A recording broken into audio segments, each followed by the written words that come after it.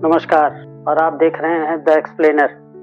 अभी हाल ही में एक घटना हुई है जिसमें आपने देखा होगा कि लालू जी ने अपने पुत्र तेज प्रताप यादव को अपनी संपत्ति से बेदखल कर दिया है। कहानी पॉलिटिकल है मगर लग सकती फिल्मी है। गरीबी से उठकर लालू प्रसाद यादव बिहार के मुख्यमंत्री की कुर्सी पर पहुंच जाते हैं। 7 बेटियों और 2 बेटों की परवरिश में कोई कसर नहीं छोड़ी जाती है। भगवान ने लालू यादव को वो सब कुछ दिया था जिसकी शायद उन्होंने सपने में भी कल्पना नहीं की थी। लालू यादव राजनीति और दौलत की सीढ़ियां बहुत तेजी से चढ़ते जा रहे थे और उनकी पत्नी राबड़ी देवी बच्चों की परवरिश कर रही थी। ये अलग बात है कि लालू यादव का विवादों से नाता कभी टूटा नहीं। कभी शहाबुद्दीन जैसे अपराधियों को राजनीति में लाने के आरोप लगे, कभी चारा घोटाला के आरोप लगे, भ्रष्टाचार के आरोपों में जेल जाने से लेकर अपने नेताओं को दरकिनार करने और फिर अपनी पत्नी को मुख्यमंत्री की कुर्सी सौंपने की बात हो, लालू यादव विवादों के साथ ही अपनी जिंदगी में बढ़ते रहे। मगर उनके बच्चों को लेकर कभी विवाद सामने नहीं आया। बच्चों में 7वें नंबर पर तेज प्रताप यादव पार्टी और राजनीतिक दल लालू यादव के सिंहासन के प्रमुख दावेदार थे। इसका सबसे बड़ा कारण एक तो तेजस्वी परिवार में सबसे छोटे थे और दूसरा उनका बचपन से ही क्रिकेट में रुचि थी। तेज प्रताप बचपन से ही लालू यादव को अपना राजनीतिक वारिस मानते थे, या वो उनके अपने आप को उनका जो है राजनीतिक वारिस मानते थे। यही कारण है कि तेज प्रताप यादव के भाषण में भी रंग ढंग भी जो है लालू यादव से मिलता जुलता था। तेज प्रताप हमेशा अपना हीरो लालू यादव को ही बताते हैं, मगर तेज प्रताप के लिए किस्मत कुछ और ही कहानी लिख रही थी। लालू यादव के नाम और शौक के बदौलत तेजस्वी यादव आईपीएल तक तो पहुंच गए, लेकिन टीम इंडिया का हिस्सा कभी नहीं बन पाए। उन्हें एहसास हो गया कि क्रिकेट में वो कुछ कमाल कर नहीं पाएंगे। इसी बीच राजनीति में लालू यादव का ग्राफ लगातार गिरता चला गया। लालू यादव 2013 में चारा घोटाले में आरोप में उन्हें सजा मिली और चुनाव लड़ने पर भी उनके रोक लग गया। उधर बिहार में नीतीश कुमार पूरी तरह जम चुके थे। लालू यादव की लाख कोशिश के बाद भी नीतीश कुमार की कुर्सी पर कोई असर नहीं दिख रहा था। रही सही कसर 2014 के लोकसभा चुनाव ने भी पूरी कर दी। नरेंद्र मोदी के नेतृत्व में बीजेपी फुल बहुमत से केंद्र की सत्ता में आ गई। 2014 के आम चुनाव में हुआ और आरजेडी मात्र केवल 4 सीट ही आरजेडी को मिल पाई। यहाँ तक कि राबड़ी देवी सारण और लालू की बड़ी बेटी मीसा दोनों अपने अपने चुनाव हार गई। मगर लालू यादव को इसमें भी एक रास्ता दिख गया। नीतीश कुमार 2014 के चुनाव में एनडीए से अलग होकर चुनाव लड़े थे। इस लोकसभा चुनाव में उन्हें बुरी हार का सामना करना पड़ा था। वो मुख्यमंत्री की कुर्सी तक छोड़ चुके थे और अपनी ही पार्टी के जीतन राम मांझी को उन्होंने मुख्यमंत्री बना दिया था। लेकिन मांझी अलग ही मूड में थे। मौके की नजाकत को देखते हुए लालू यादव और नीतीश कुमार ने आपस में समझौता कर लिया और 2015 के विधानसभा चुनाव में लालू यादव ने अपने दोनों बेटों को राजनीति में नीतीश कुमार के साथ सेफली लॉन्च कर दिया। 2015 में हुआ तेज प्रताप महुआ से चुनाव लड़े थे और लगभग 22,000 वोट से जीते थे। तेज प्रताप यादव भी राघोपुर से चुनाव लड़े थे और जीत गए थे। लालू प्रसाद की पार्टी सत्ता में आ गई, मगर लालू ने अपने इस फैसले से एकदम चौंका दिया सबको कि उन्होंने तेजस्वी को उप मुख्यमंत्री पद दिया और अपने बड़े बेटे को मंत्री पद से ही उनको मिला। इसका कोई ठोस जवाब तो जो है लालू यादव नहीं दिए, लेकिन लालू यादव की बातों से कई बार लगा कि लालू अपनी छवि तेजस्वी में देखते हैं। और तेज प्रताप जो है अपनी मां राबड़ी देवी के दुलारे थे। तेज प्रताप यादव में वही अक्खड़पना था जो लालू यादव में हुआ करता था। लालू यादव वक्त के साथ बदल रहे थे और उनको ये समझ में आया कि उन्होंने कहां कहां गलतियां की हैं और इसी के कारण वो अपनी राजनीति में अपनी इमेज खो चुके थे। तो उन्हें लगा कि एक दूसरे तरीके का लालू प्रस्तुत किया जाए और इसीलिए जो है तेजस्वी आए मैदान में। उन्हें लगा कि तेज प्रताप में लोग उनकी छवि देखेंगे, फिर सत्ता आने वाले दिनों में हाथ से निकल जाएगी। साथ ही तेज प्रताप के गुस्से को कंट्रोल करने में लालू यादव भी अपने आप को समर्थ नहीं मानते थे। तेजस्वी को लेकर उनका मानना था कि छोटा होने के कारण वो तेज प्रताप के गुस्से को बर्दाश्त भी कर लेगा और राजनीति में विवाद होने पर पूरे परिवार का बचाव भी कर लेगा। ऐसे में उन्होंने कंट्रोल्ड तेजस्वी यादव को आगे कर दिया, लेकिन वो यहीं पे चूक गए। उन्होंने बाहर के महाभारत में अपना पल्ला भारी करने के लिए घर के अंदर महाभारत खड़ा कर लिया। तेज प्रताप को तेजस्वी यादव का डिप्टी सीएम और खुद का मंत्री बनना अखरा तो जरूर, लेकिन लालू यादव और राबड़ी देवी ने उन्हें समझा दिया कि पार्टी तो दोनों की है, चाहे तुम बनो चाहे वो। और तेज प्रताप की शादी जब हुई तब लगा कि जो है अब वक्त बदलेगा, अब उनकी वाइफ आएंगी और कुछ अलग कर सकती हैं।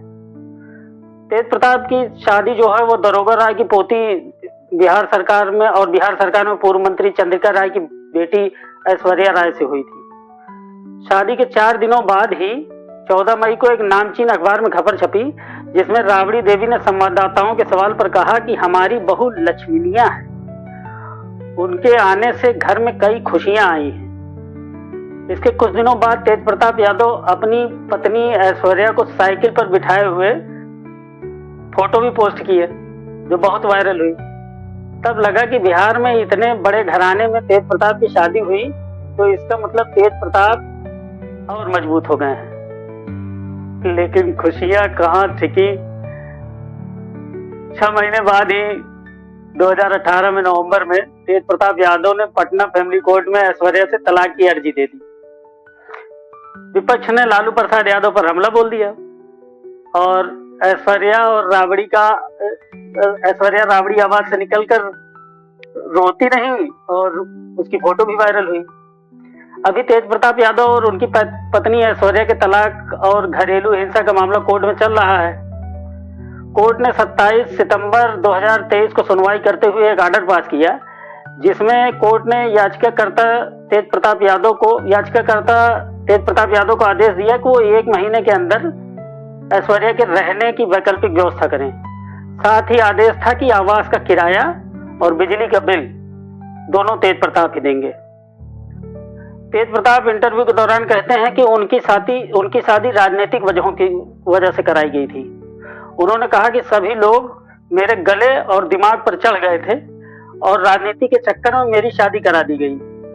मैंने बहुत बुरे तरीके से इन चीजों को झेला है। 2019 के लोकसभा चुनाव में तेजस्वी और तेज प्रताप दोनों आमने सामने आ गए थे। तेज प्रताप के नामित उम्मीदवारों को टिकट नहीं मिला था। तेज प्रताप इस बात से लेकर बहुत खफा थे और उन्होंने सार्वजनिक रूप से इस पर टिप्पणी की थी। अखबार में खबरें छपने लगी। इससे बात बढ़ी तो उनके ससुर चंद्रिका राय को भी राष्ट्रीय जनता दल से टिकट मिल गया। वहीं मीसा भारती भी बगावत करके जो है पाटलिपुत्र से अपने टिकट के लिए उम्मीदवारी दे दी थी। तो दोनों लोग को किसी तरीके से लालू यादव ने मैनेज कराया और दोनों लोग का टिकट फाइनल हो गया। धीरे धीरे तेज प्रताप को साइडलाइन किया जाने लगा। लालू यादव की भी इसमें मौन सहमति थी। हर विवाद के बाद राबड़ी देवी बीच बचाव करती थी और तेज प्रताप मां के समझाने पर मान जाते थे। वर्ष 2022 आ गया। जब नीतीश कुमार ने पाला बदला तो फिर सत्ता बदली। इस बार फिर डिप्टी सीएम तेजस्वी बने और तेज प्रताप को फिर वही मंत्री पद मिल गया। तेज प्रताप मन महसूस कर रह गए, मगर जनवरी 18, 2025 को पटना के मौर्य होटल में एक राष्ट्रीय कार्यकारिणी की पार्टी आयोजित की गई, जिसमें लालू प्रसाद यादव ने अपनी सारी शक्ति तेजस्वी को दे दी। आरजेडी के संविधान की धारा में संशोधन किया गया और लालू के साथ साथ तेजस्वी को भी पार्टी से जुड़े सभी फैसलों पर, यहां तक कि चुनाव में सिंबल जारी करने का भी अधिकार प्राप्त हो गया। अब पूरी तरीके से तेज प्रताप यादव को यह बता दिया गया कि पार्टी तो तेजस्वी की ही मर्जी से चलेगी। तेज प्रताप यादव ने अपने प्यार के बारे में सार्वजनिक कर दिया तो लालू प्रसाद यादव और पार्टी से उन्हें निकाल दिया गया। हालांकि लालू यादव के साले और तेज प्रताप के मामा सुभाष यादव ने साफ बताया कि इस बारे में सबको पहले से मालूम था। फिर भी राजनीतिक कारणों से लालू यादव ने जबरन तेज प्रताप की शादी चंद्रिका राय की बेटी से करवा दी। अब बिहार चुनाव देखकर वो इस तरह दिखावा करना चाह रहे हैं। सुभाष यादव का आरोप तो यहाँ तक है कि लालू यादव के परिवार ने दो यादव परिवार की लड़कियों की जिंदगी तबाह कर दी। सुभाष यादव का ये बयान तेज प्रताप के बयानों से मेल खाता है। तेज प्रताप कई बार कह चुके हैं कि उनकी शादी राजनीतिक कारणों से दबाव डालकर कराई गई थी। इसलिए साथ ही ऐसा भी हो सकता है कि तेज प्रताप के रिलेशन में के बारे में लालू यादव और उनके परिवार को पता ना हो, ये तो हो नहीं सकता। तो साफ जाहिर है कि लालू यादव का गुस्सा तेज प्रताप में अपने रिलेशन को सार्वजनिक रूप से स्वीकार करने पर लालू प्रसाद नाराज हैं। ये उनको जानकारी थी, लेकिन फिर भी वो दिखाने के लिए ऐसा हो रहा है। अब सबसे बड़ा सवाल यह है कि तेज प्रताप यादव को क्या चुनाव के बाद लालू यादव परिवार और पार्टी में वापस लेंगे? दूसरा, क्या ये लालू यादव या तेज प्रताप को अपने घर में जगह देंगे, या ऐसा किया तो अपने समाज और दुनिया को क्या जवाब देंगे? कई सवाल हैं, लेकिन सबसे बड़ा सवाल यह है कि तेज प्रताप के पास ऑप्शन क्या है। क्या वो इस बार विधानसभा चुनाव लड़ेंगे, या फिर वो चुनाव नहीं लड़ते तो बाहर हो जाएंगे? और अगर लड़ते हैं तो कहां और किस दल से? महुआ को छोड़कर 2020 में वो हसनपुर से चुनाव लड़े थे। दोनों जगह टिकट के दावेदार राष्ट्रीय जनता दल नेता इस समय बहुत खुश होंगे। मगर तेज प्रताप यादव के चुनाव लड़ने की ठान ली तो क्या वो बीजेपी या जनता दल यूनाइटेड में शामिल हो जाएंगे? लगता तो है कि नीतीश कुमार को उनसे कोई दिक्कत होगी। नीतीश कुमार बड़े आराम से उन्हें टिकट दे सकते हैं। वहीं बीजेपी भी तेज प्रताप के धर्म कर्म के कामों को देखते हुए टिकट दे सकती है। मगर अगर ये रास्ता तेज प्रताप ने चुना तो क्या लालू यादव फिर कभी तेज प्रताप को राष्ट्रीय जनता दल में एंट्री देंगे? पता नहीं। ऐसे तेज प्रताप यादव अपनी पार्टी बनाकर अगर मैदान में उतरते हैं, इससे वो एक तरफ तो लालू यादव की लक्ष्मण रेखा को पार भी नहीं करेंगे और राजनीति भी कर पाएंगे। मगर इसमें दिक्कत यह है कि इतने कम समय में वो चुनाव की तैयारी कर लेंगे और अपनी ताकत दिखा पाएंगे? क्या अपनी सीट भी बचा लेंगे? और अगर बचा भी लिया तो क्या राष्ट्रीय जनता दल को नुकसान पहुंचा पाएंगे? इन सभी सवालों का जवाब तो आने वाला वक्त ही दे पाएगा। वैसे सुना है कि पूर्णिया के सांसद भी इसका विरोध कर रहे हैं। उन्होंने तेज प्रताप का समर्थन किया है। उनका कहना था कि तेज प्रताप को जानबूझकर पार्टी से बाहर निकाला गया है अपनी छवि सुधारने के लिए या मैनेज करने के लिए। आप देख रहे हैं द एक्सप्लेनर। नमस्कार।